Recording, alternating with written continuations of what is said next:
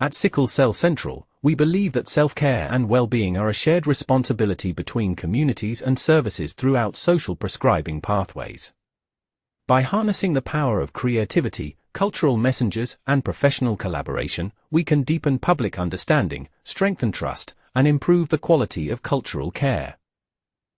Our approach supports neighborhood research hubs for health equity that strengthen representation, communication, accountability, and assurance across services and community research ecosystems. Sickle Cell Central is a faith research network initiative. Hello and welcome, and I'm really pleased. Today we have Stephen Okoli. Stephen, how are you? I'm good, thank you. Thank you very much for the invitation. I'm really excited to talk to you today. Thank you very much. Before we get started, Stephen, just tell us a bit about yourself and your professional background. Okay, so I'm a sickle cell doctor, sickle cell consultant based at Imperial College NHS Trust. I'm also a clinical academic based at Imperial College, and I have a couple of additional roles which are probably relevant to this meeting. I am the NIHR North London Regional Lead for Hematology and have the honor of being the chair for the Imperial Sickle Cell Group, which we're going to talk about later. Yeah. And I co-direct the Sickle Cell Alliance, which is another organization that has similar goals to the Sickle Cell Group. Yeah, and we can certainly cover that at the end of this dialogue. So, Stephen, how does the Imperial Sickle Cell Group at Imperial College London integrate scientific research, advocacy, and art to improve understanding of sickle cell disease in both the academic and community settings? So that's a really important question because that's the fundamental sort of element of what we try to do within the Imperial Sickle Cell Group. The group was set up nearly 3 years ago now, Okay. and is based within the Imperial College. And the idea is to try and lead research and advocacy through this group.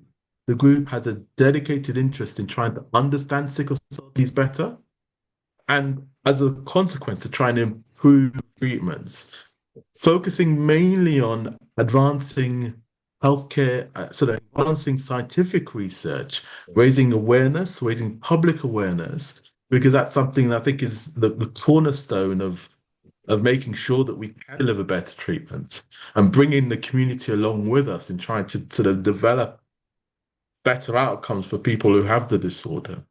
And also, we have a strength which I think is fairly unique to our group of those that have the ability to sort of deliver what we're trying to explain to people, what we're trying to sort of improve understanding about in unique ways and through creative expression, through art, and I think that tries to give a different dynamic towards the work. So the group has a whole variety of expertise, from clinical expertise to biomedical research, genomics, public health, behavioral sciences, and sort of health policy, and bringing all that together within a group in that setting and trying to reach out to patients in these unique ways, I think means that we can try and really advocate for those that have the disorder. And because we have people within the group who those who have lived experience of disorder, they can really do that to an extent I think is unique, and try to make people's lives better through collaboration with all these people. And the final thing that I would say is that we also have a strong global reach. So we're very conscious of the fact that sickle is certainly a problem in the UK and a growing problem in the UK, but has even greater issues globally. Yeah. So we need to sort of remember that our colleagues and the patients in Africa and the Caribbean are those that have sort of even greater suffering, and we need to think about them with everything that we do. We certainly do. And of course, still in terms of the UK, we have close family relatives, whether it be of African or Caribbean origin anyway. Exactly. And I think what's good about the work that you're doing from a communication perspective, and as we say, the means of communication may be different, but the needs are the same. Exactly. And so public confidence in clinical research, clinical trials, and actually hearing those with the lived experience, or the term we use is evidence begins with experience. So the more young people in particular, obviously it's adults as well, but the more that we hear from them that their lives have been improved because they've been involved in clinical trials, I think is really important message for the community. And again, the important point that you made, that in this group are members of the African and Caribbean community. So there's no distance. Not at all. Which is really important. And And that's intentional. That's representation intentional. is key. Exactly. So excellent. Exactly. So, Stephen, what inspired the development of the Sickle Cell Charter framework?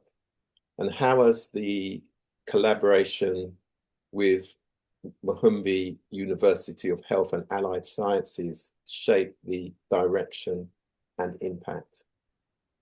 Yeah, so from this was so the Sickle Charter was conceived by a close friend and colleague, Professor Julie Makani, who's a professor of medicine at Muhimbili University of Health and Allied Science in Tanzania.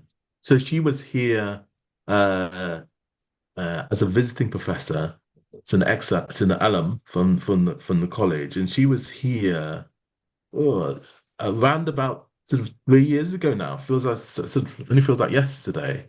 And this is an approach she has adopted because in Tanzania, as it is in a lot of Africa, the incidence of or the burden of sickle cell is disproportionate to the investment Yeah. and the support that the patients that live with the disorder need and unfortunately have. So as a consequence, she conceived this idea of this sickle cell consortium, which has the charter has sort of several arms to it. The idea of health, advocacy, research, and training in Africa.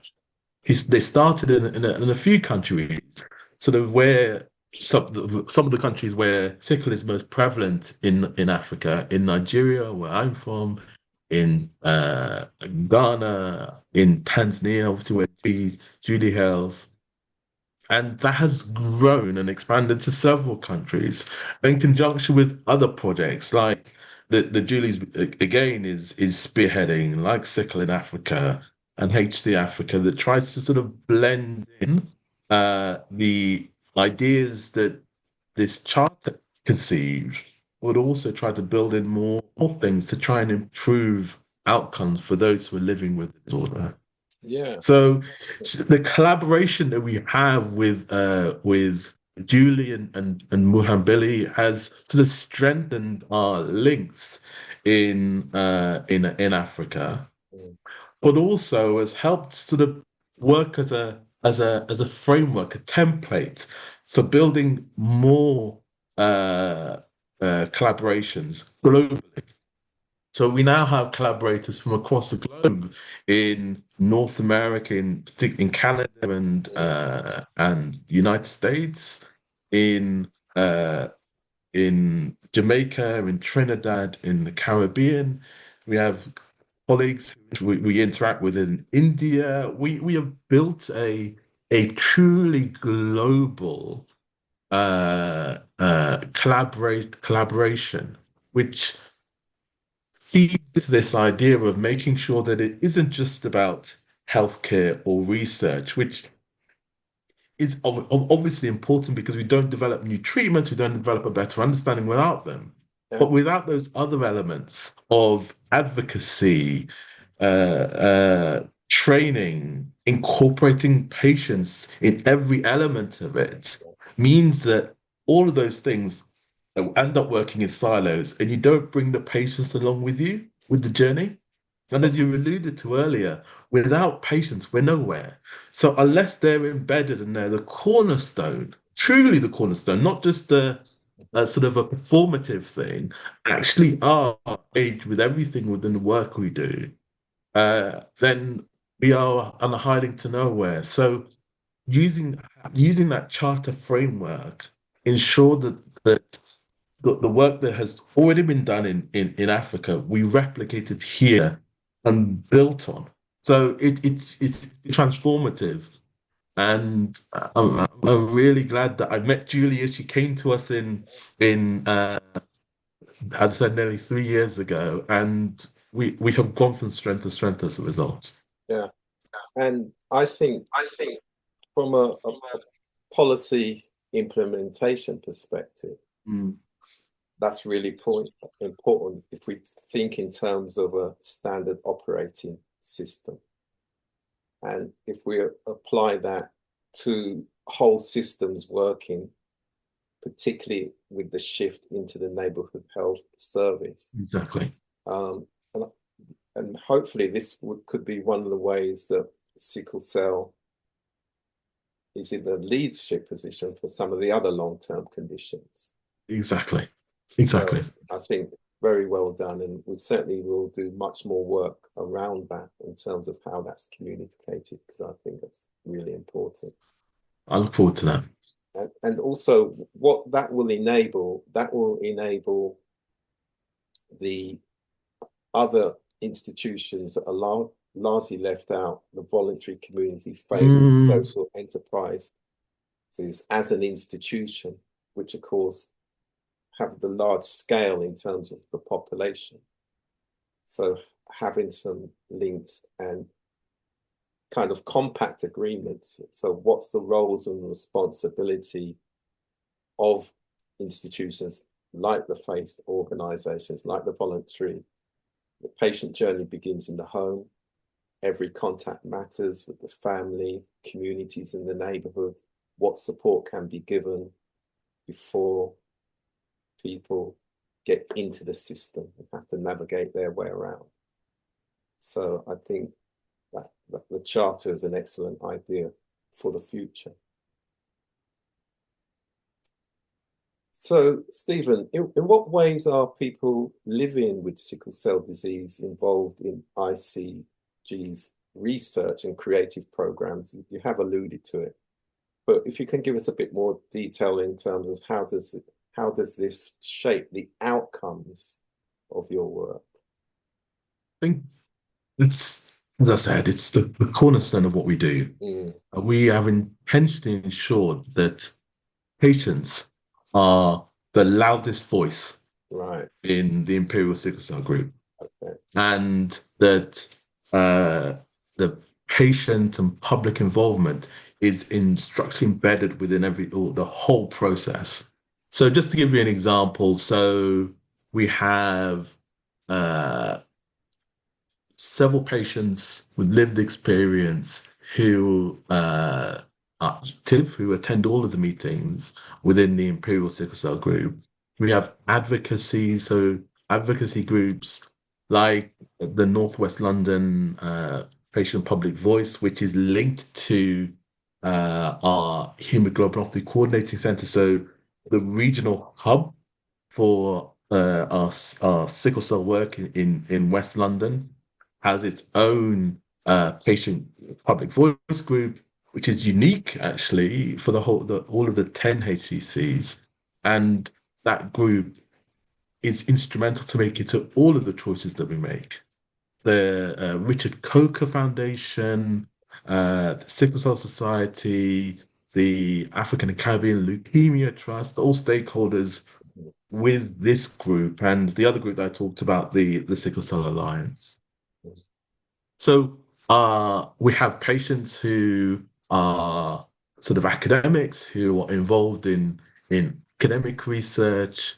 We have patients who design some of our work. So there's a couple of projects that we're involved at the moment, looking at hydroxycarbamide, the only drug for sickle at the moment, to try to address some of the issues, the barriers to patients' engagement. So this is an idea conceived by one of our members. He's a who's a patient whose son has sickle, and that was his idea, and forms part of the working group to bring that project to life. So we were able to get funding for that project, and on the back of that, we are now developing that project, and that project the outcomes will hopefully change the way in which we deliver and critical treatment for sickle cell.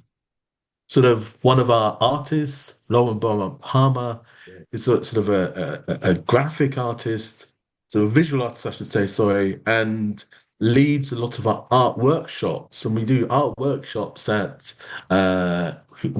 embedded within our clinics, our weekly sickle cell clinics, but also events that we run, pan-London events, sickle cell education events that we run. We had one just this weekend at Chelsea Football Club. And those art brings to life the challenges and displays, represents what we try to say in a different, more accessible way to patients. We've also done work with the New Black Film Collective, where we had patients, young people living with sickle, come experience our labs, our clinical service, to understand what we're doing, sort of open up the bonnet and look and see what we're doing in the background with our sickle. And the final thing I would say is that we also work with a group called the Invisible Warrior, who just had their 5th year anniversary. The Invisible Warrior was a project conceived by a patient and an academic, and they have done wonders in educating the community about the disorder, because there's a big gap. Though this is a disorder that pervades the Black, African, and Caribbean community, the true understanding of the disorder is actually fairly limited. So we know that we need to do more. And all of these groups that sort of live in part or on whole under the umbrella of the Imperial Sickle Cell Group, are all trying to work in different ways to bring that education to life.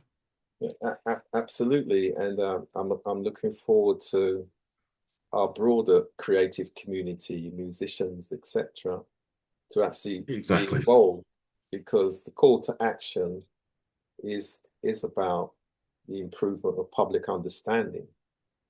That is, at the moment, I think one of our biggest calls to action is public understanding.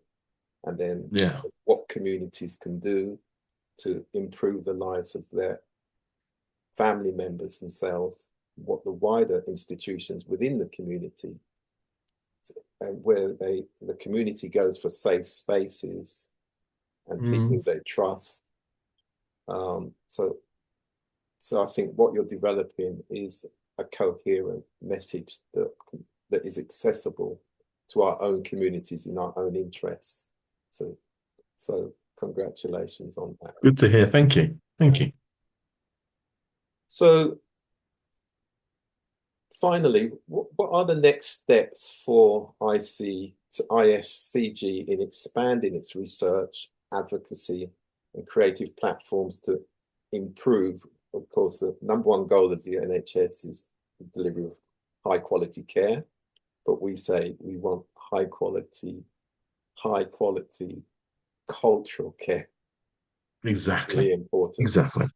So about improving care, policy, and lived experience outcomes for sickle cell disease as a whole. That's a really, really interesting question. And I think this we're doing such great work. It's always important to sort of take a moment to think about your direction. Yeah. and where you intend to go. And we have the group has some really sort of interesting plans for the future. I think the first thing is to try and you talk about policy, and I think this is something as a sort of a on the ground clinician that I forget about. Yeah. Obviously, we think a lot about our patients and the person who's sitting in front of you, which is really important. Don't get me wrong, but you need to sort of think about how you can impact the wider community and the patient who's not sitting in front of you, because there's only so much you can do as an individual, and trying to sort of have a committed create a committed change, a sustained change requires a, a policy direction. So I think that's really something that we're working on to try and sort of work with organizations and sort of individuals like yourself Yeah. to try and see how we can change policy for the better for those who are living with the disorder. Yeah, and I just think, to say, just before you go on to the next point around that, so to support what you're saying there, so from a policy implementation perspective inside the system now, so what we look at, representation is important. yeah, So what we need inside the system, we talk about the system lines, the care lines, the care pathways. So there's representation's important, communication, yeah, accountability, assurance, peer so true. relationships. All these areas are important to improve the quality of cultural care. But inside the delivery system, it starts with representation. That's so Because true. if you're not, so people talk about being in the room around the table, but you do have to understand what the policy is, and you have to understand what the delivery system. Yeah, It's a whole most systems definitely. approach. But if you're not represented, you can see then what happens in terms of gaps. Yeah. That's so true. And this is something that I'm slowly realizing Okay. that we need to do better. And I think as a community, it's something that historically we haven't done particularly well. So I think it's great that we are starting to build that going forward. I think the other thing that we're trying to do, because obviously the idea is to try and build and improve outcomes, and you improve outcomes through a greater understanding of the disorder. So translational research is sort of critical.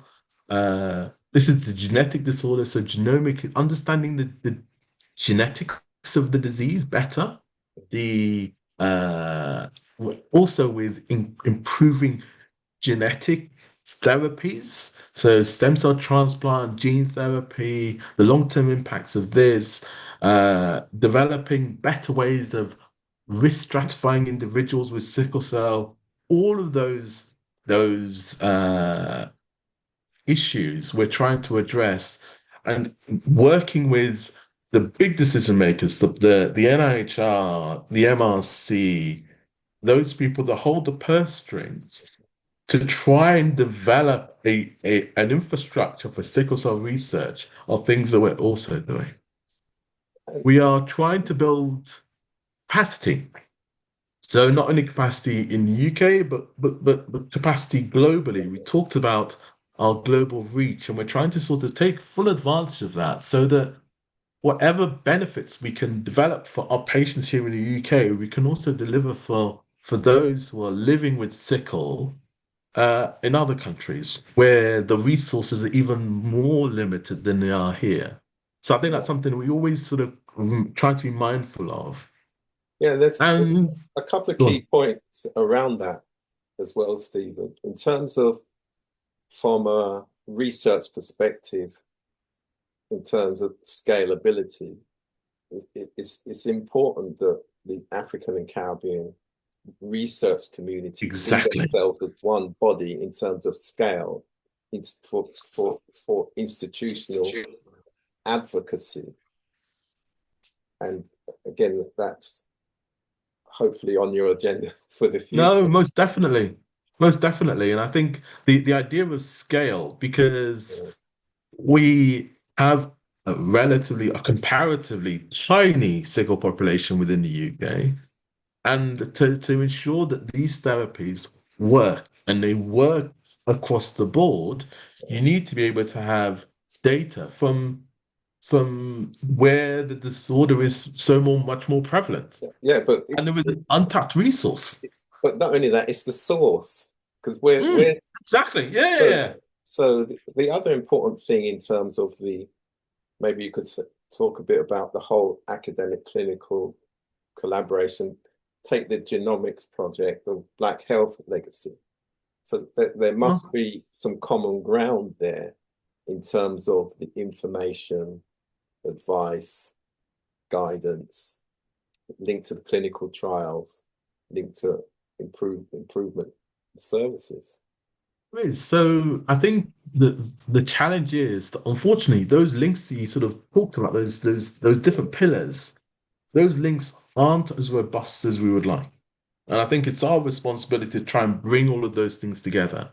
The Yeah, Black Health Legacy is a really interesting project yeah, because it's trying to investigate a whole plethora of disorders, but through genomic research. yeah, One of the things, so I've spoken to multiple times, work with the co-chief investigators of that project. mm, One of the things they've identified from their previous work is that the diagnosis of diabetes in those of African descent it's significantly delayed compared to the Caucasian, the white population, as a consequence of some of the disorders that we talked about here, that basically sort of where the red blood cells are broken down more rapidly, like sickle cell, and trying to develop better ways of identifying diabetes in that group has led them to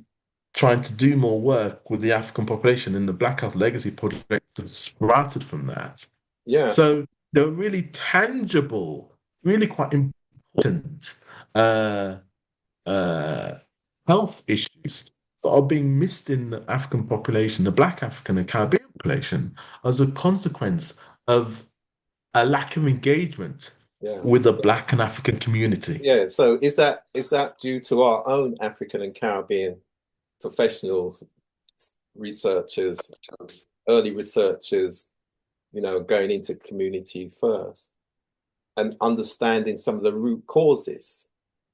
I'm thinking of our colleague JL. Maybe you could talk a bit about JL's work in terms of diet, nutrition, physical activity, taking care uh, of ourselves, the generational wisdom handed down.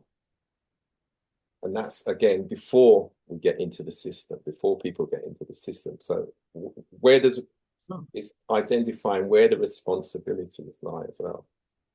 So I think the response, this is a really interesting question. I think the responsibility lies with us all. We all need to make sure that we're doing more. I think the challenge, however, is Mm, that unfortunately, historically, the Black community has been seen as a difficult community to engage with. mm, The reason that's been the case is because the way in which you talked about culture before, right. and that's critical.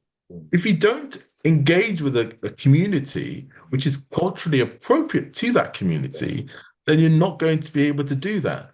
And you also talked about being at the table. So those people that would engage best with those communities, the people that understand those communities. And those are the people that live within those communities. What I'm saying are that we need more Black people involved in this sort of work, people that understand the communities so that the message comes across in a way that the communities understand. If you don't do that, then invariably what ends up happening is the communities turn away. yeah, So and it's basic, but unfortunately, that's a step that's often being missed. yeah, there is a systemic challenge around that. But what we say is let's concentrate on what's our responsibility. So that's why we talk about shared responsibility for self-care and well-being. So if you look at the institutions within our own communities, voluntary community, faith and social enterprise community, if you then look at the amount of African and Caribbean professionals working in the system, and Dr. Nola Ishmael put it the best. She said it's important that our professionals take the health messages home to their families and communities. So alongside the institutional challenges that you just described there is taking care of ourselves and families and not conflating the two. I mean, it's taken us a long while to work out how to do it, but that's necessary given now that we do have a lot of professionals in the health and social care system. That's a really important point, and I can't agree more. I think one of the things mentioned briefly that we had some NIHR sponsored events, some Pan London events, looking at sickle cell and increasing education. And though there was a focus in trying to educate people of the value of clinical research, but also we had an event called Living Well with Sickle Cell. Yeah. And the critical elements of that, and this sort of goes to what you meant about JL Israel's work, is that trying to empower the community root cause to know exactly, to understand what things they can do to help themselves. And that's so important. Yeah. And if you do it that way, if you do it, if you do it that way and you do this engagement, this empowerment of the community, what therefore means is that your reliance on other people to do for you diminishes. Yeah. You do it for yourself. And not only is because a lot of my patients feel helpless. They have a disorder which is really challenging. Mm-hmm. But if they know that by eating well, drinking well, taking some lifestyle changes they can do, all of a sudden that the control of their disorder becomes theirs. Yeah. I think that's so important. It is, Stephen, but don't we say that for all long-term conditions? So why not sickle cell? No, we do, but I think what's the missing piece has been there hasn't been that support and that education to give people. Yes. And I think so Dale's work is really quite interesting. Yeah. But we need to build the evidence. I talked about another project that we're doing looking at pollution and the impact on sickle cell. Mm-hmm. So there were a lot of things, and there's some basic measures. We talked about sort of the Caribbean and Africa, and how what we're trying to do, how that is translatable over there. These sorts of lifestyle measures are more easily transferable than these very expensive treatments that we're developing. So if you can educate people on how better to look after themselves, how they can eat better, support them through that, how they can make sure that they limit their exposure to certain toxins, and how that impacts their disorder, then they're more that's more translatable to a part of the world where resources are even more constrained for sickle than they are in the UK. Yeah, absolutely. And that's why, and I'm going to give a plug here for community research is important. Yeah. Because evidence begins with experience. So let's just get the stories of experience and translate them back into the system. So true. It really is. Great. So before we finish, could you just tell us a bit about the Sickle Cell Alliance? So the Sickle Cell Alliance is a consortium that's an offshoot of the Imperial Sickle Cell Group. Mm-hmm. The idea is to try and improve, so the mission statement for the Sickle Cell Alliance is to improve the outcomes for patients who are living with the disorder through research, through academic research. And we have built over the last 2 years a quite comprehensive group of collaborators to support academic research into sickle. And that academic research isn't just sort of basic science research, it's social research, health economics, sort of patient-led, co-designed research. There are a whole plethora of projects that are being developed through the Alliance, trying to improve those outcomes. Because we know that though this is what a disorder that we've known about for over a century, our understanding of in the Western world, some would say in my part where I hail in Nigeria, we've known about it for over a millennia. But Exactly. that's another conversation. But it's though we have known about it for a significant amount of time, Right. we still have a very limited understanding, very limited treatment options. And the alliance was developed to try and improve the way in which we do research. Talked about infrastructure, building an infrastructure. So if a person comes and says, okay, I have been touched by sickle, either I have it, I have family members who are suffering, unfortunately, with a disorder. How do I get my foot on the ladder? And how can I see my career trajectory 5, 10 years down the line? I've met with people who want to do research in sickle. They look at the infrastructure that surrounds them and they can't see a path going forward. So they end up doing something else. No, And we absolutely. lose really good people as a consequence of that. So the Alliance is there to try and build that infrastructure and trying to build those research projects in that way. Which is good, and probably what might help in the future, because some of those broad areas that you've covered in terms of, so one of the challenges we always have is translating research, or at least the research recommendations into policies that can be implemented, and that implementation is also linked to community involvement. And again, as we've discussed, there's normally a big gap between the two. So if there's a way that the current policy, research policy process can then be better explained to families and communities, whatever the model may be, that would certainly help the call to action, which is to get involved. I think and this is why the Alliance, though we have academics, we have clinicians, we have some pharmaceutical companies, we engage with some policy and that sort of stuff.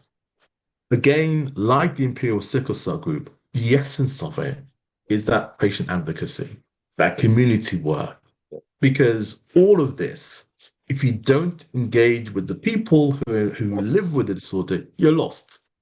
So it's really, really interesting point. Yeah. But most importantly, sometimes we have to look at things from the other perspective. So unless the community and families understand and support each other better, we'll get what we've been getting, because it's through that improvement in understanding that will improve the representation. And the key to this is the representation element. It's normally overlooked. I agree. The representation is important, but also I think that there's another important element to what you're saying, is that understanding, building of that understanding means that there's a greater empathy. I think if you don't understand sickle and then meeting someone who has a disorder, it's very difficult for someone who lives with it to it's very difficult for think of family members, because again, if we say the patient journey starts in the home, so if we've got challenges with our own families and communities and places where we go all the time, not understanding, it's so much difficult to take it any further than that. So we haven't talked. I know we're sort of time pressured, but Yeah, we haven't talked about stigma. There's a massive exactly. stigma associated with the disorder, and as a consequence, those who live with it have to face all of that, and it makes living with disorder even so much more complicated. Absolutely. We could do this forever. I So can feel that will be part two, because it. we've got to get our own families and community to reduce Exactly. stigma. It's not for the sickle cell sufferer to be reducing stigma, you know, just like any discrimination or prejudice. It's those who Exactly. carry it out, Exactly. really important. So, Stephen, thanks for this. Um, if people want to get in touch with you or get in touch with the Alliance, get more information, where would they do that? So the Sickle Cell Alliance, we have a website, and I'll share that website address. And I also am on I'm on some social media. I try and limit my social media Yeah, involvement. I'm on LinkedIn, so anyone great. who's interested, Yeah, they can find me very easy on LinkedIn. My name's fairly unique. yeah, It's fairly easy to find me on LinkedIn. yeah. But I think the more that we sort of engage with the community, with people, it feeds itself, It does indeed. and hopefully it feeds itself in a very positive way. So yeah. Great. So thank you for Thank you very inviting much, me. and Really talk enjoyed it. soon. Cheers. Bye. Bye bye.